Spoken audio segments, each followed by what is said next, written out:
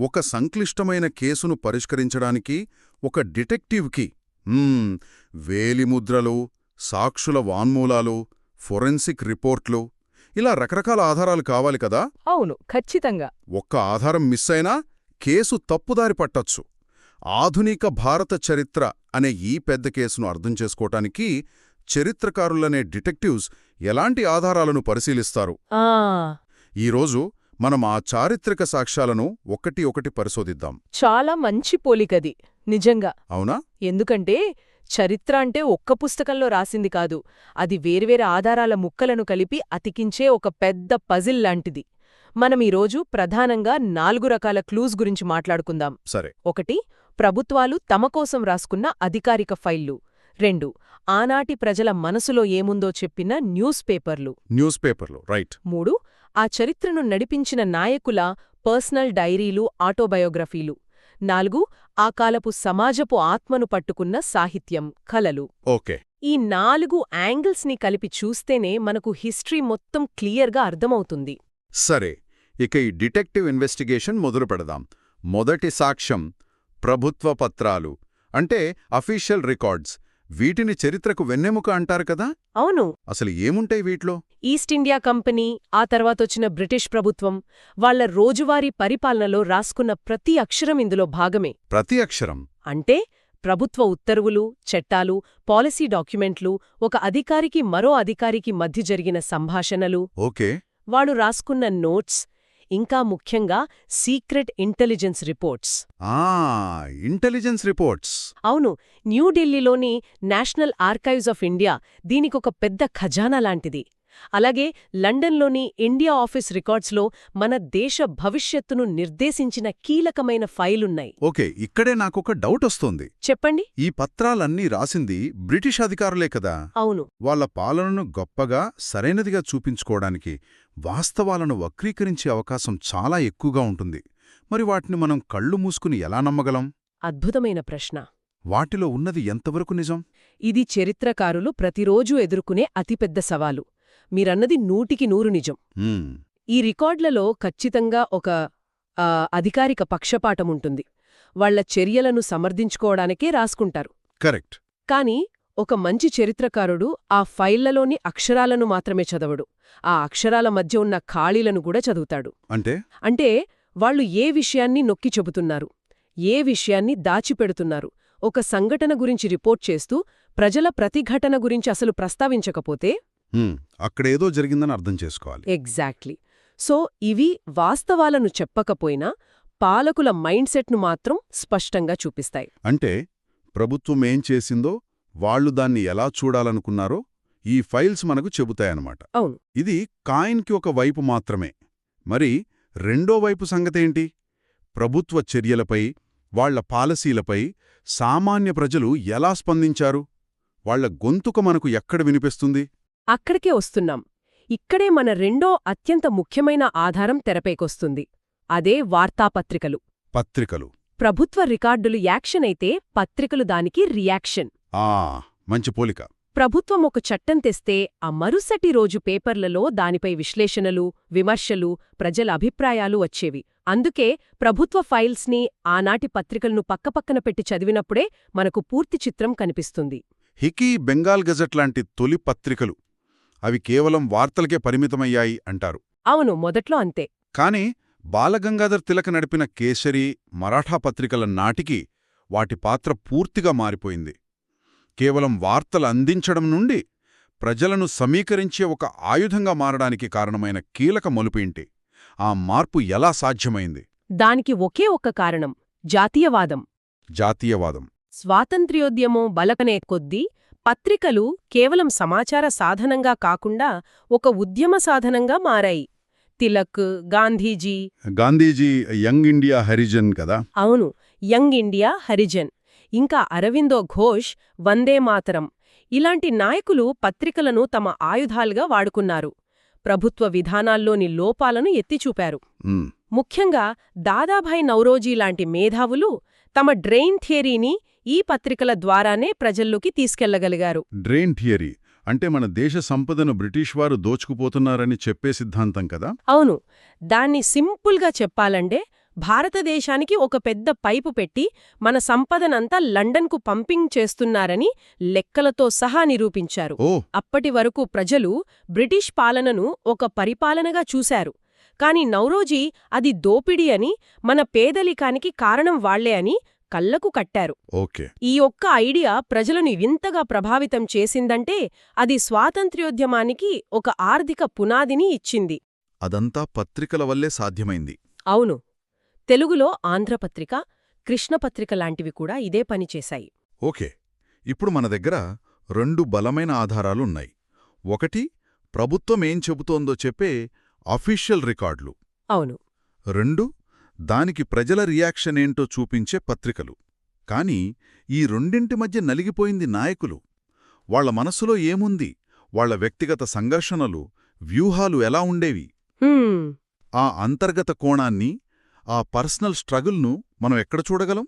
దానికి మనం 3వ రకమైన ఆధారాలైన జీవిత చరిత్రలు, ఆత్మకథలు, జ్ఞాపకాల దగ్గరికి వెళ్ళాలి. ఆటోబయోగ్రఫీస్. అవును. మహాత్మాగాంధీ రాసిన మై ఎక్స్పెరిమెంట్స్ విత్ ట్రూత్. సత్యశోధన. అవును, సత్యశోధన. లేదా నెహ్రూ రాసిన discovery of India, an autobiography లాంటి పుస్తకాలు.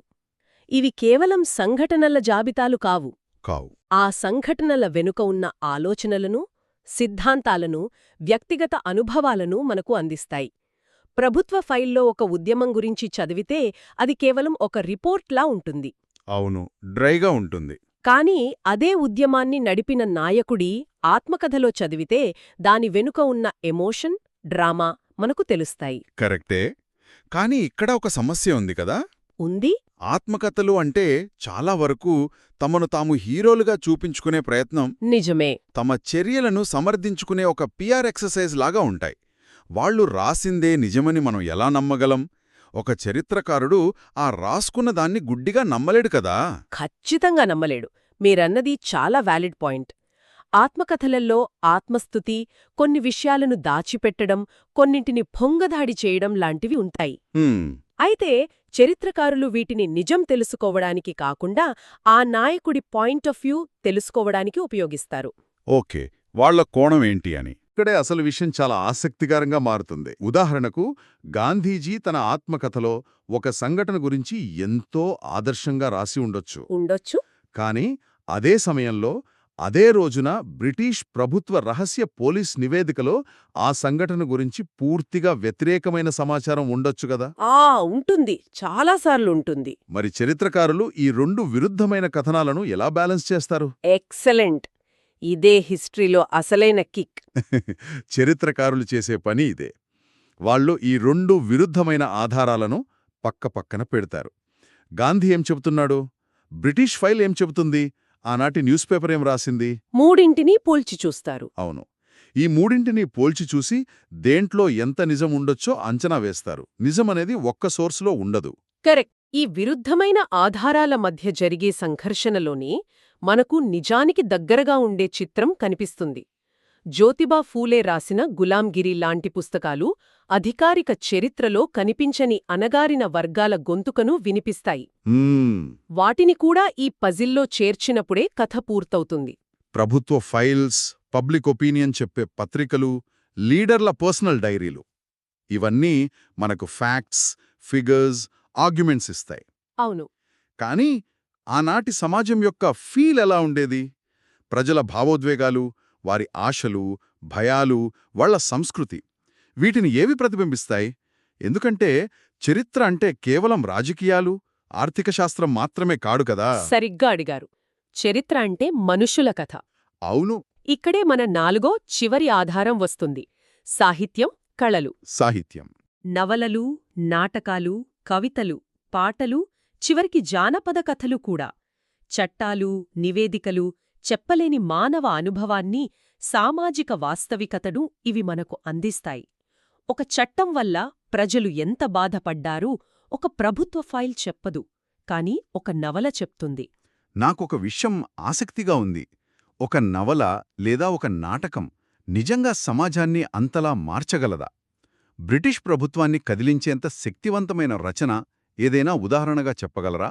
తప్పకుండా. బంకించంద్ర చటర్జీ రాసిన ఆనందమఠ్ నవలనే తీసుకుందాం. ఆనందమఠ్. మన జాతీయ గేయం వందే మాతరం ఆ నవలలోనిదే. అది కేవలం ఒక కథ కాదు. బ్రిటిష్ పాలనకు వ్యతిరేకంగా పోరాడాలని స్ఫూర్తిని రగిలించిన ఒక నిప్పుకణ. అది చదివిన ఎంతోమంది యువకులు స్వాతంత్ర్యోద్యమంలోకి దూకారు. ఈ నవల అంతగా ప్రజలను ప్రభావితం చేసిందని ప్రభుత్వ రికార్డుల్లో ఏమైనా ఉందా?